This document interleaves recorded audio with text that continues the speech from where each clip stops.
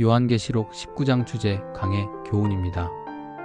어린 양의 혼인잔치란 그리스도의 재림하실 때에 베풀어지는 큰 잔치를 말합니다. 구속받은 온 성도들이 어린 양의 혼인잔치에 참여하게 됩니다. 세대주의자들은 공중 휴거한 자들만이 어린 양의 혼인잔치에 참여할 수 있다고 주장하지만 본문 어디에서도 그러한 암시를 발견할 수 없습니다. 또한 본 19장에 의하면 어린 양의 혼인잔치의 기약이 이르렀다고 했을 뿐이고 지금 혼인잔치가 벌어지는 것은 아닙니다. 어린 양의 혼인잔치는 예수 그리스도의 재림 직후에 온 성도들이 함께 참여하는 잔치입니다. 한편 어린 양의 혼인잔치에 참여하는 자들은 깨끗한 세마포를 입었는데 이 세마포는 성도들의 옳은 행실이라고 하였습니다. 8절. 여기서 옳은 행실이란 율법적인 의를 가리키는 것은 아닙니다. 그러나 단순히 믿음이라고만 볼 수도 없습니다. 하나님의 은하에 대한 성도들의 마땅한 반응을 가리킨다고 보아야 옳습니다. 이것은 이신칭의의 문제를 불러일으킵니다. 야고보는 행함이 없는 믿음은 죽은 것이라고 하였습니다. 뿐만 아니라 사람이 행함으로 의롭다 하심을 받고 믿음으로만 아니라는 놀라운 선언까지 하였습니다. 야고보서 2장 24절. 이러한 믿음과 행함의 문제에 대해서 위대한 종교 개혁자 칼빈은 의롭다함을 얻는 것은 믿음뿐이지만 의롭게 하는 믿음은 혼자가 아니라 항상 행함과 함께한다 라고 말하였습니다. 올바른 믿음을 가진 자는 당연히 그 믿음에 합당한 행함이 있습니다. 만약 행함이 없다면 그런 믿음은 거짓 믿음인 것입니다. 그러나 행함 그 자체가 구원의 조건이 되지는 않습니다. 다만 행함을 통해서 그 사람의 믿음을 역추적할 수 있습니다. 믿음은 행함을 통해서 일하기 때문입니다. 성도들이 믿음을 가지고 옳은 행실로 살아갈 때 비로소 어린 양의 혼인잔치에서 깨끗한 세마포를 입을 수 있는 자격이 생기는 것입니다. 이러한 믿음과 행함의 관계를 잘 이해해야 합니다. 19장 강해입니다. 큰 음녀 바벨론의 멸망으로 길고 지루하게 묘사되던 대환난은 드디어 종식되었고 최후의 심판을 위해 그리스도의 재림이 임박했습니다. 이번 19장에서는 그리스도의 영광스러운 재림이 묘사되고 있습니다. 세상 나라들에 대한 하나님의 공의로우신 진노가 그 절정에 이르게 된 것입니다. 1. 하늘에서 들리는 기쁨의 찬양 소리. 1. 바벨론에 내린 심판에 대한 찬양. 바벨론의 멸망이 있은 후에 요한이 들으니 하늘에서 허다한 무리의 찬송이 있었습니다. 이 찬양은 바벨론에 내린 하나님의 공의로우신 심판에 대해 노래하는 것입니다.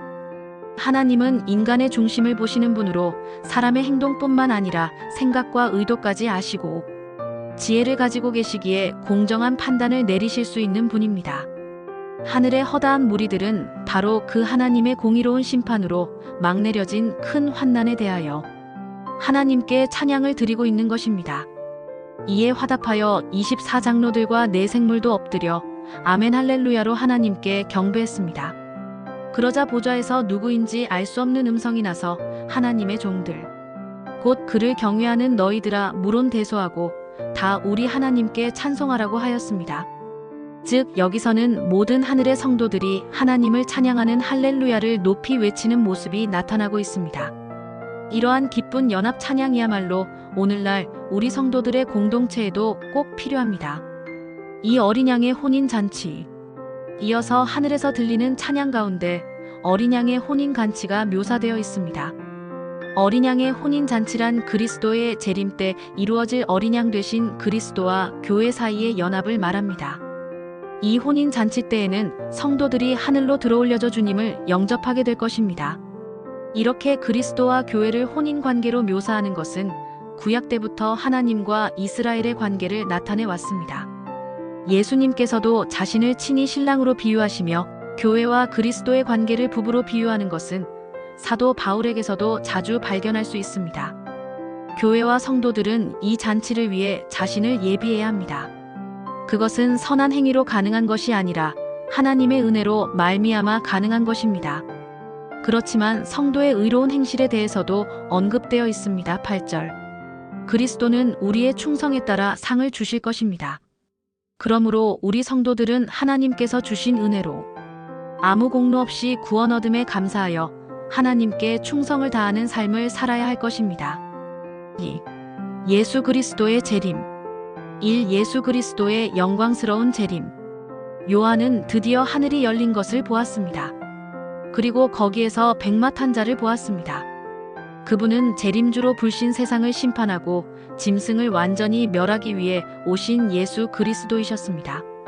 예수 그리스도는 초림하실 때와는 달리 재림 때에는 영광스러운 모습으로 이 땅에 임하시는 것을 요한은 볼 수 있었습니다.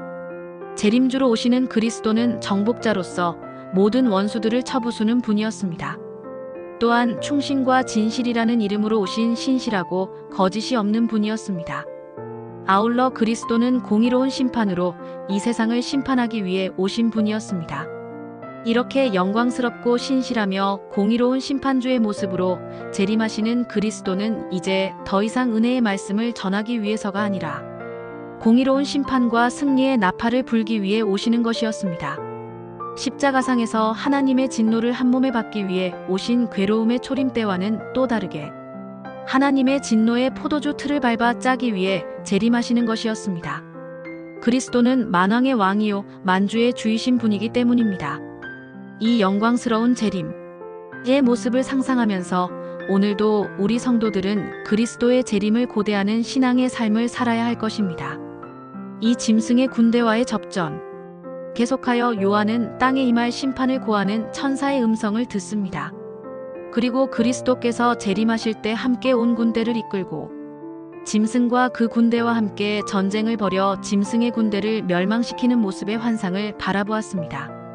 이같이 그리스도께서 재림하실 때 사단의 세력과 벌이는 최후의 전쟁은 계시록 16장에서도 언급된 아마겟돈 전쟁입니다.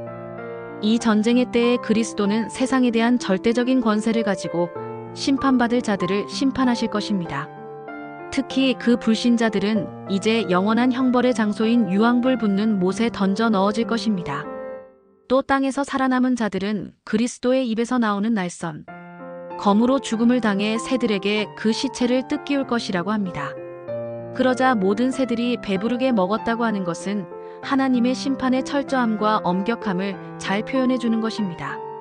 한편 그리스도를 대항하기 위해 모인 자들에 대해 여러 가지 해석이 있습니다. 앞에 아마겟돈 전쟁에서도 짐승과 그 군대들이라고 표현된 것처럼 여기서도 장차 임하여 재림하실 그리스도를 대적하는 세력이라고 상징적으로 해석하는 것이 바람직할 듯합니다. 결론입니다. 그리스도께서는 우리 인간들을 죄악에서 구하기 위해 초림하셨듯이 이 세상의 불의를 제거하고 하나님의 공의를 실현하기 위해 반드시 재림하실 것입니다. 언제 오시는지 그때를 아는 것은 그리 중요하지 않습니다. 예수님 오시기 전에 모든 징조들을 이룬 후 하나님이 정하신 때에 반드시 오실 것입니다. 이 재림주를 기다리면서 오늘도 우리 성도들은 대한민국과 세계를 지키시는 하나님의 사역을 충성되이 잘 감당하는 성도들이 되어야 할 것입니다. 교훈입니다. 우리는 이신칭의의 참된 정신을 너무 오해하고 있는 것은 아닌지를 반성해 보아야 합니다. 야고보는 행함이 없는 믿음은 죽은 것이라고 하였습니다. 바울도 산을 옮기는 믿음이 있을지라도 사랑이 없으면 아무것도 아니라고 했습니다. 고린도전서 13장 2절. 예수님께서도 그의 열매로 그들을 알리라고 선언하셨습니다. 그리고 주여 주여 하는 자가 다 천국에 들어가는 것이 아니라 하나님 아버지의 뜻대로 행하는 자라야 들어갈 수 있다고 선언하셨습니다. 마태복음 7장 23절. 성경은 우리가 이신칭의의 원리를 오해할 것을 미리 알고 다양한 측면에서 행함을 강조해 두었습니다. 구원은 오직 믿음으로 받지만 구원받은 자의 믿음은 행함으로 드러나야 하는 것입니다. 이와 같이 믿음은 그 자체로서 일하는 것이 아니라 항상 행함과 함께 일한다는 사실을 명심해야 합니다. 감사합니다. 길과 진리와 생명. 길진생 올림.